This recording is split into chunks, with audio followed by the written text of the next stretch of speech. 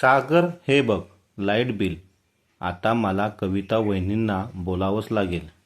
दिवसभर घरात त्या एकट्याच असतात आणि त्यांना सवय आहे स्वयंपाक करताना टी व्हीवर गाणी ऐकण्याची. जोपर्यंत त्यांचं काम संपत नाही तोपर्यंत टी व्ही चालूच असतो. जर असं चालू राहिलं तर दर महिन्याचा लाईट बिल वाढतच राहील. मी तुला शेवटचं सांगते, मी तुझ्या वहिनीबरोबर एक क्षणही राहणार नाही. अंकिता चिडून आपल्या नवऱ्याला म्हणजेच सागरला बोलते. सागरने शांतपणे उत्तर दिलं, अंकिता, कविता वहिनींना पहिल्यापासूनच गाणी ऐकण्याची सवय आहे. अशा छोट्या छोट्या गोष्टीवरून इतकं रागावणं योग्य नाही. त्यावर अंकिता म्हणाली, सागर, तू मोठ्या भाऊजीपेक्षा जास्त कमवतो आणि मी दिवसभर ऑफिसमध्ये काम करते. फक्त तुझ्या वहिनीच दिवसभर घरी असतात. त्यांना कळायला हवं की लाईट बिल किती येतंय.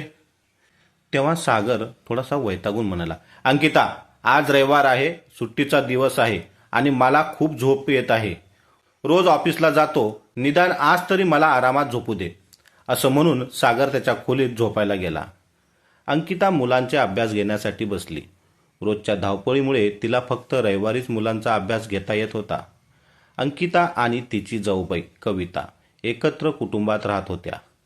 अंकिता नोकरी करत होती तर कविता एक गृहिणी होती. अंकितेचा नवरा सागर एक इंजिनियर होता आणि त्यांची कमाई मोठ्या भावापेक्षा चांगली होती.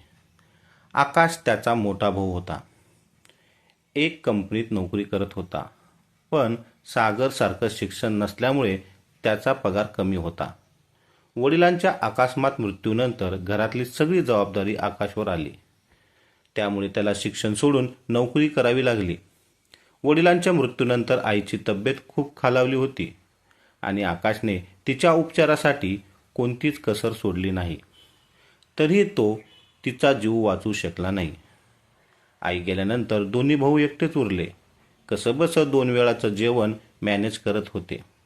घरातली परिस्थितीही खूप बिकट होती. दोघंही आपल्या कामात इतके बुडाले होते की घराची साफसफाई करणंही त्यांना शक्य नव्हतं.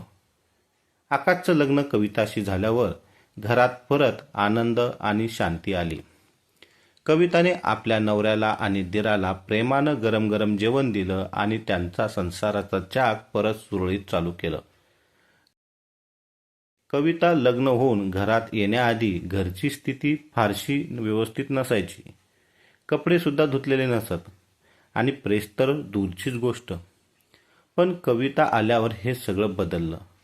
आता कपडे धुतलेले, व्यवस्थित प्रेस केलेले असायचे आणि घरही नेहमीपेक्षा स्वच्छ असायचं. घरात आनंद पसरला होता.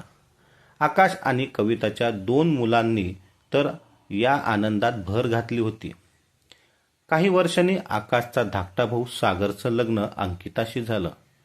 अंकिता आजच्या जमान्याची मॉडर्न नोकरी करणारी मुलगी होती. ती ऑफिस सांभाळत असे, तर कविता घराची जबाबदारी घेतली होती. दिवस असेच निघून जात होते. अंकिताने जुळ्या मुलांना जन्म दिला. हे दिवस अंकिताला प्रसूती सुट्टी मिळाल्यामुळे ती मुलांना व्यवस्थित सांभाळू शकत होती. पण एके दिवशी तिला कळालं की तिच्या अनुपस्थित कविता तिच्या मुलांची अगदी आपल्या मुलाप्रमाणेच काळजी घेते. त्यानंतर अंकिताने परत ऑफिस जॉईन केलं. कविताचं मुलं आता मोठी झाली होती. त्यामुळे ती अंकितांच्या मुलाची जबाबदारी घेऊ लागली. जसं जसं वेळ जात होतं तसा तसा अंकिताचा दृष्टिकोन कविताच्या बाबतीत बदलू लागला. अंकिताला वाटू लागलं की कविता वहिनी दिवसभर घरीच असतात, आराम करतात आणि मी मात्र ऑफिसमध्ये खूप काम करते.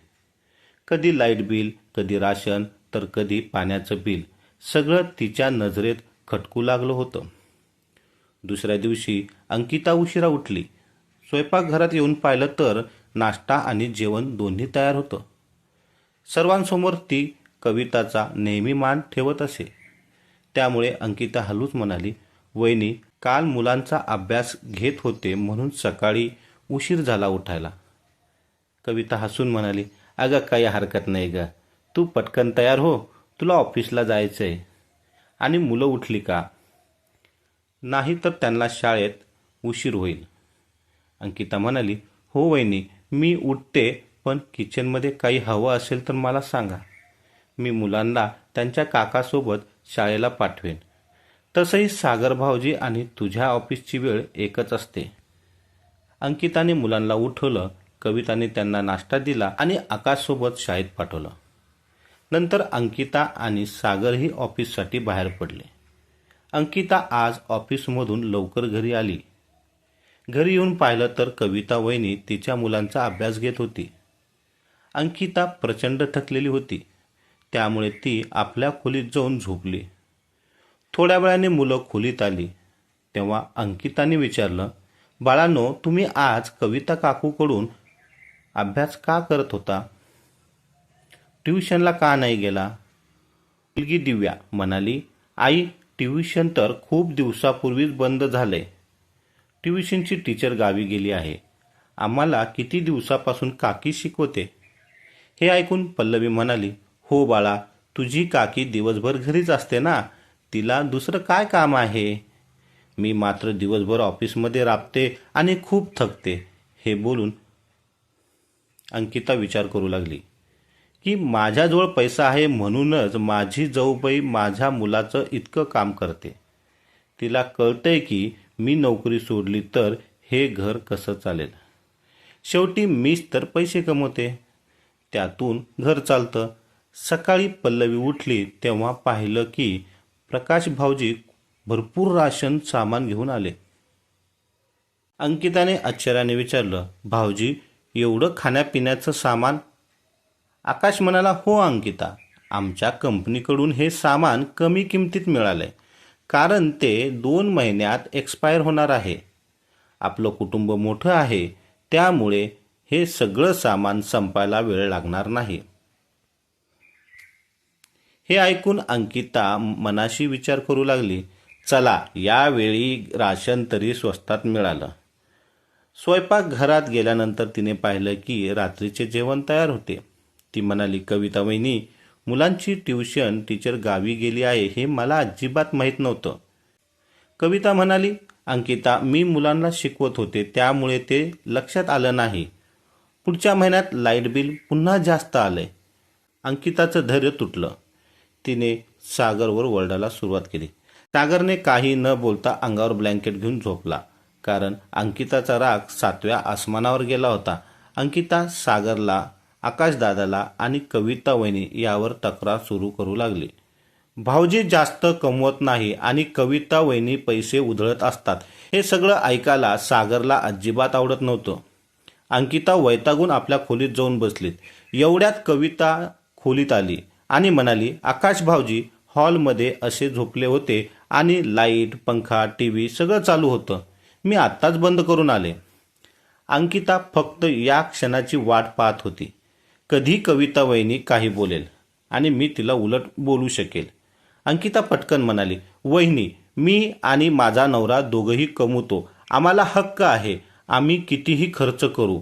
पण तुमच्यासारखी लोक पूर्ण दिवस घरी बसून फुकट लाईट बिल वाढवतात. वा, म्हणायचं काय आहे? अंकिताने उत्तर दिलं.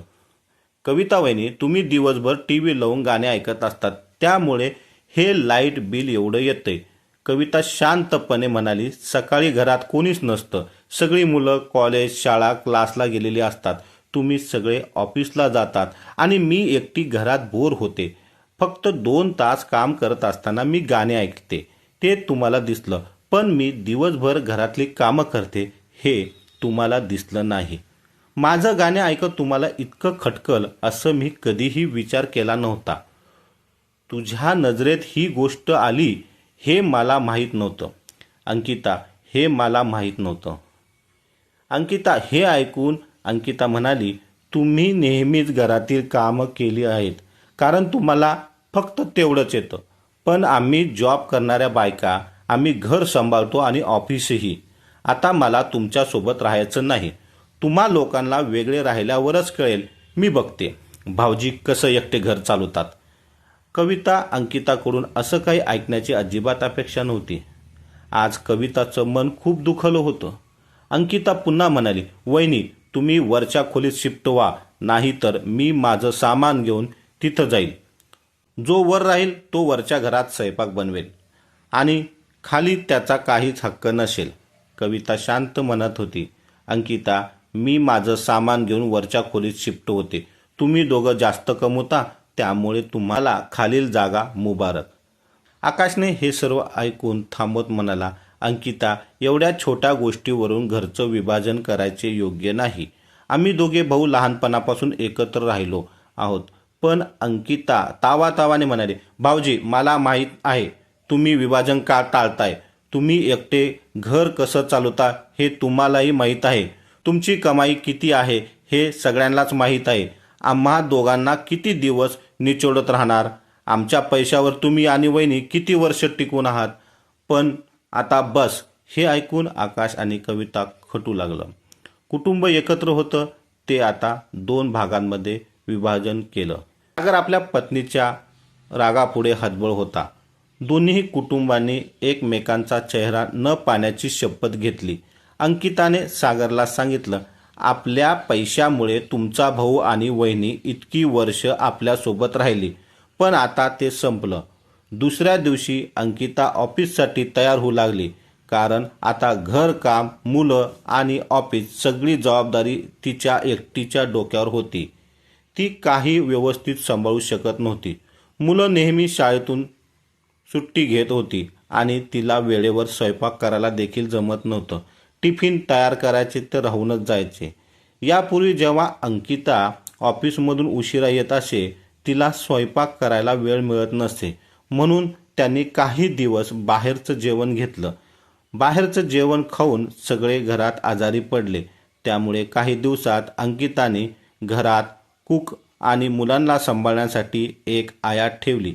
तिने मला विचार केला की पैशाच्या जोरावर सगळं काही विकत घेता येतं. जाऊबाईला वाटत असेल तिच्याशिवाय काही होऊ शकत नाही, पण तसं नाही. 1 महिना झाल्यानंतर जेव्हा मुलांचा निकाल लागला, अंकितानं पाहिलं की दोन्ही मुलं खूप वाईट गुणांनी पास झाली होती.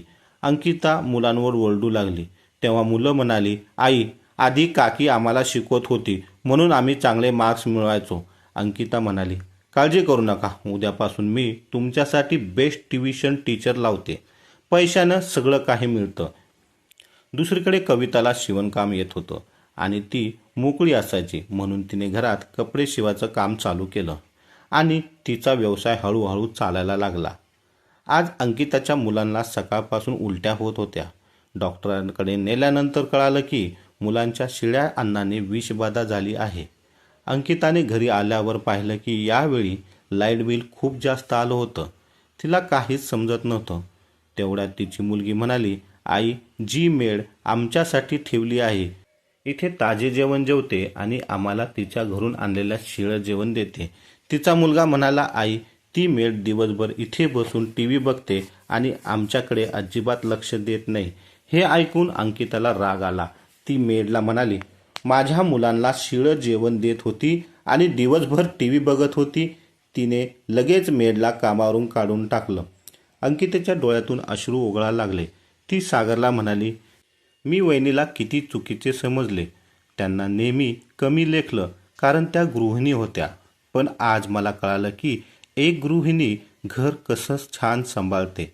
वहिनी माझ्या मुलांना किती छान सांभाळत होत्या आणि मी विचार करत होते की पैशाने सगळं काही विकत घेता येतं. माझा अहंकार आज तुटला आहे. सागरने अंकिताला समजावत म्हटलं, अंकिता, मी तुला नेहमी हे समजण्याचा प्रयत्न करत होतो की पैशानं सगळं काही विकत घेता येतं, पण नाती विकत घेता येत नाहीत. म्हणून आपल्या अमूल्य नात्यांना पैशाच्या कारणामुळे तोडू नकोस. कारण या भौतिक सुखसुविधा तात्पुरत्या असतात, पण कुटुंबच आपली खरी संपत्ती असते. सागर आणि अंकिता लगेचच वरच्या खोलीत गेले आणि आकाश भाऊजी कविता वहिनींची माफी मागू लागले. कविता म्हणाली, पैसे तर वेळ आल्यावर सगळेच कमवतात. अंकिता, आज मी या वयात काम करू शकते, पण एकदा कुटुंब तुटलं तर पुन्हा जोडणं खूप कठीण असतं. तुला इतकी वर्ष वाटत होतं की आम्हाला तुमची गरज आहे, पण आज आम्हाला असं वाटते की तुम्हालाही आमची गरज आहे. मी हे कुटुंब तोडायला तयार नाही, म्हणून मी प्रेम टिकून ठेवला, पण आपण वेगळे वेगळे राहूनच आपलं घर चालू. कारण एकत्र राहून असं कधी वाटू नये की आपण एकमेकांवर उपकार करत आहोत. दोन्हीही कुटुंब अजूनही वेगळे राहत होते, पण एकमेकांसोबत जपून ठेवत होते. कारण कोणीतरी अगदी खरं म्हटलं आहे की नात्यांमध्ये एकदा दरारा आला की ते भरून काढणं कठीण असतं. जगातल्या प्रत्येक गोष्टी पैशाने विकत घेतात, पण फक्त नाती अशी असतात की जी तुम्हाला वागणं आणि प्रेम कमवतात. मित्रांनो, कथा कशी वाटली ही कमेंटमध्ये नक्की सांगा. चॅनलवर नवीन असाल तर सबस्क्राईब करा. धन्यवाद.